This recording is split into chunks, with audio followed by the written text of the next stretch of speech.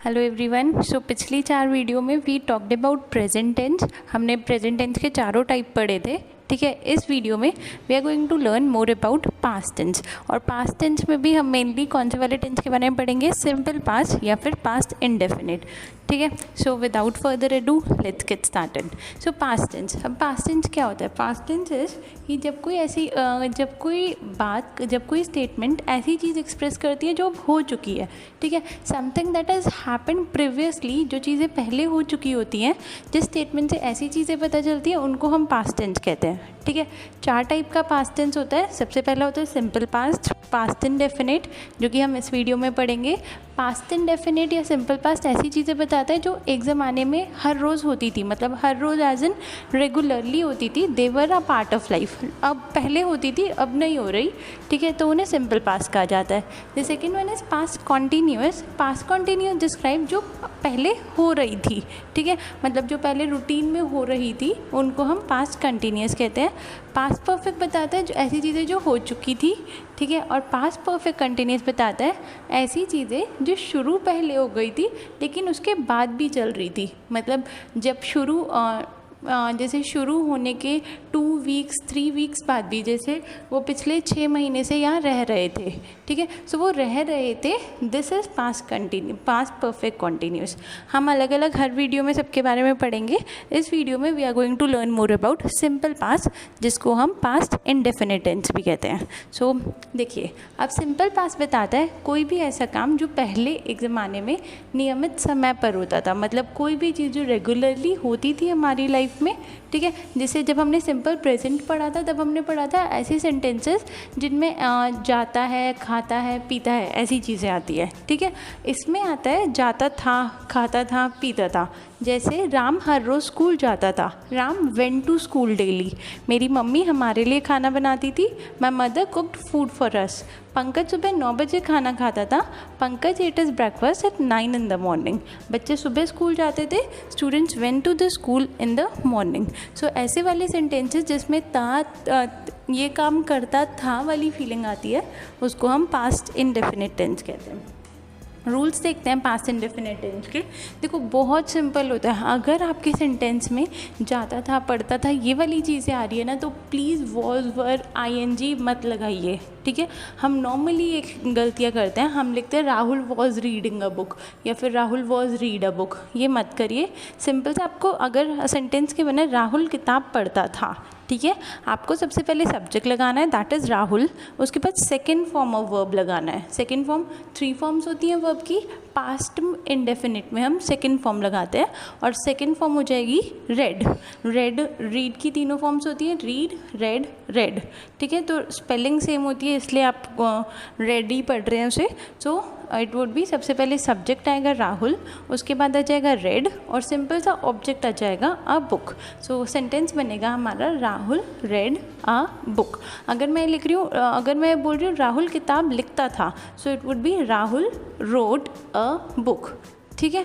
सो ऐसी चीज़ें जो कि हमारी लाइफ में पहले होती थी, जो काम पहले हो चुका होता था, उसके लिए हम सबसे पहले सब्जेक्ट लगाएंगे, सेकेंड फॉर्म ऑफ वर्ब लगाएंगे और लास्ट में हम लगा देंगे ऑब्जेक्ट। कुछ और सेंटेंसेस देख लेते हैं। बच्चे पतंग उड़ाते थे, बच्चे को हम क्या बोलेंगे? Children. Second form of verb flew और ऑब्जेक्ट हो गया हमारा काइट्स, चिल्ड्रन फ्ल्यू काइट्स। मैं एक पत्र लिखती थी, आई रोट अ लेटर। या फिर तुम अच्छा गाते थे, यू सैंग वेल। रीना फुटबॉल खेलती थी, रीना प्लेड फुटबॉल। सो कभी भी सिंपल पास्ट का सेंटेंस आए, अगर अफर्मेटिव सेंटेंस आ रहा है, सबको सब्जेक्ट लगाना है, सेकेंड फॉर्म ऑफ वर्ब लगानी है एंड लास्ट में ऑब्जेक्ट लगा देना है। अब नेगेटिव में क्या होता है? नेगेटिव में ना एक छोटा सा चेंज आता है।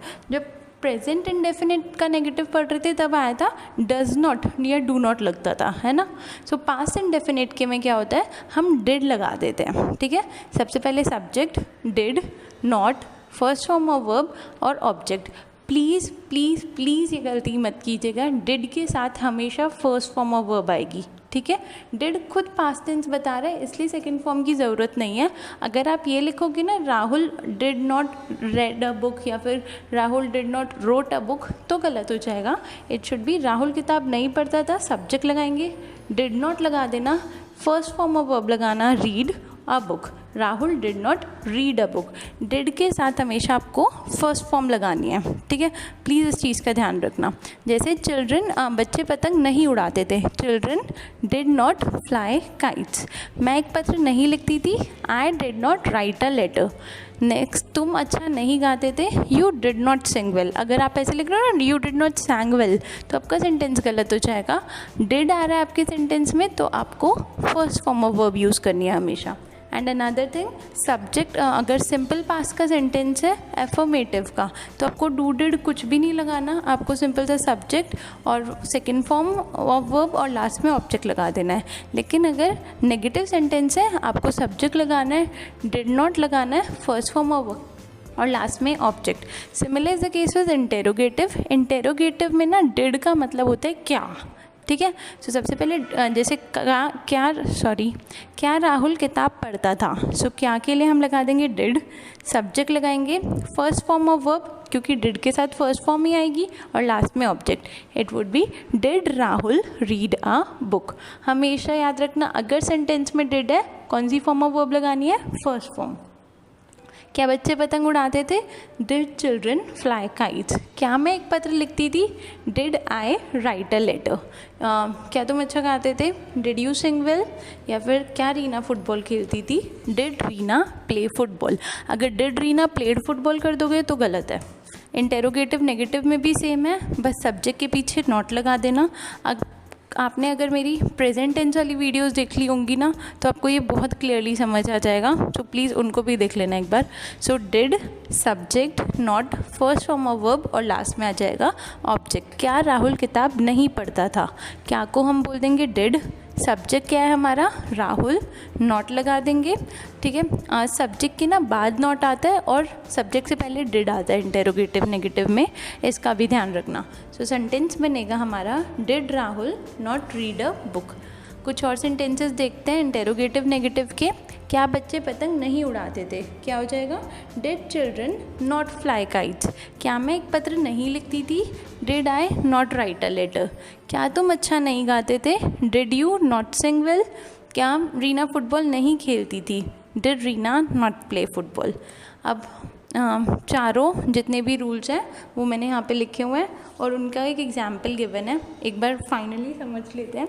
आई रोट अ लेटर, तो सब्जेक्ट आएगा सबसे पहले, फर्स्ट फॉर्म ऑफ वर्ब और लास्ट में आ जाएगा object.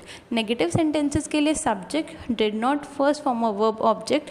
I did not write a letter. Interrogative में हो जाएगा did I write a letter, और इंटेरोगेटिव नेगेटिव में हो जाएगा did I not write a letter.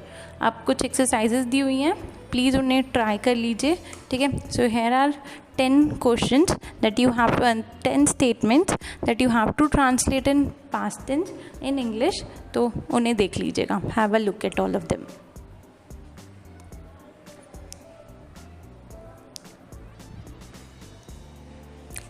ठीक है, और इनके आंसर्स आप पीछे से यहाँ से चेक कर सकते हैं, तो प्लीज़ इन्हें चेक कर लीजिए। And that's it for past indefinite tense. अब नेक्स्ट वाली वीडियो में हम पढ़ेंगे पास्ट कॉन्टीन्यूस टेंस के बारे में। और अगर आपने प्रेजेंट कॉन्टीन्यूस नहीं देखा हो ना, तो पहले प्रेजेंट कॉन्टीन्यूस वाली वीडियो देख लेना, आपको पास्ट कॉन्टीन्यूस बहुत अच्छे से समझ आ जाएगा। So that's it for this video. Thank you so much for watching. Like, share, comment and comment ज़रूर कर लीजिए, लाइक करो या मत करो, कमेंट से पता चलता है that if I am being appreciated और not. So thank you so much for watching and please subscribe to the channel. Thank you.